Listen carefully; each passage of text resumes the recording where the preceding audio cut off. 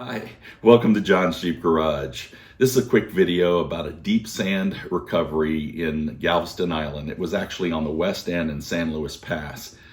And it was a 2500 rated Cummins diesel Ram 4x4. And what had happened is that this family, and a lot of families and individuals, go out and fish this area of the island. It's really great fishing. And then during the day, people can drive on the beach and they usually have family fun. But this whole area is dangerous because changing of climate and weather, you can get stuck in big water holes or heavy sand. And this was a case where this diesel was back in the dunes and had found itself in a really deep hole. And people had tried to help them throughout the night, but there's some basic principles, I should say, in recovery that you should pay attention to. Now, as of this date, I've probably had over 500 recovery or rescues and recovery. I define them by recovery as pulling the vehicle out. Rescue I define as people are with the vehicle and you're rescuing them from that situation. But in this case, there's some principles that I want to just make sure that you understand. Number one, if you're on a incline, pulling up the incline is really not the way to go because you're pulling the weight of the vehicle as well as the resistance from the hole they're in. So you usually want to try to use the weight of the vehicle in your favor. Also, in this situation, there was not a path of egress, which I mean is that it wasn't just straight hook up to the vehicle and then have the vehicle follow you.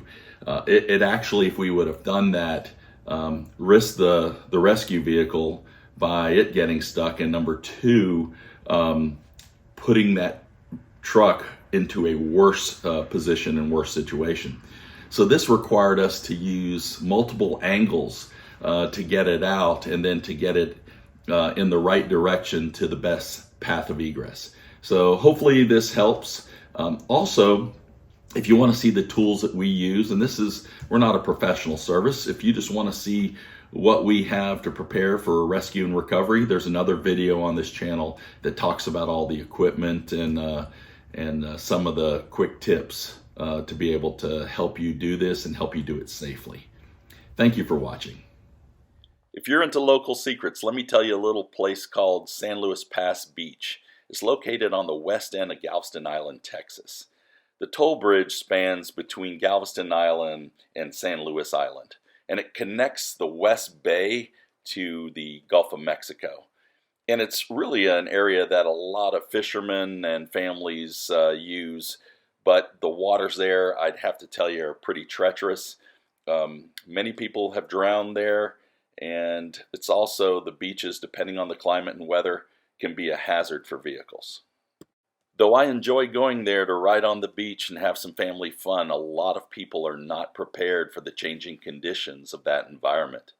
A long stretch of beach surrounds the west end, but there's also around the back perimeter sand dunes, which prove to be a hazard for many. They are illegal, so you must stay off these sand dunes. This day we were in our Rubicon Gladiator and heard about a truck that was stuck in the dunes from the night before. There were several rescues that made an attempt, but were not successful because this vehicle presented a challenge. Number one, it was on a decline, so it was very heavy, and the only real access was from behind, and so that's why it was attempted. But also it was buried. It was buried deep on an angle. The transmission, transfer case, differential axles were all buried and leveled up in sand. There wasn't an easy path to pull it from the front. We had to come at an angle. So this required a lot of digging with shovels to clear part of the front end, and then to try to get into position, which I had to do up a hill to be able to get the right angle started. And this required also strapping myself to some trucks to become anchors, because the light weight of the Gladiator and that heavy diesel would just pull me towards it once I was winching it. I definitely needed to use a snatch block to double the pulling force, and with that I needed to ensure I had good anchors, because my position on top of that hill was not one that created a lot of resistance.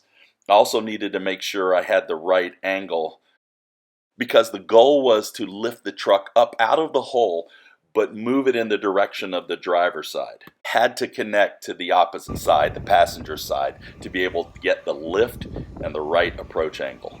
Once I could get that lift and slowly pull it out of the hole, we could reposition the angle. Everyone must stay clear anytime you use a winch. It is critical. All right, so we got him a little bit of the way and slightly turned, but we didn't want to continue to pull him into a deep hole.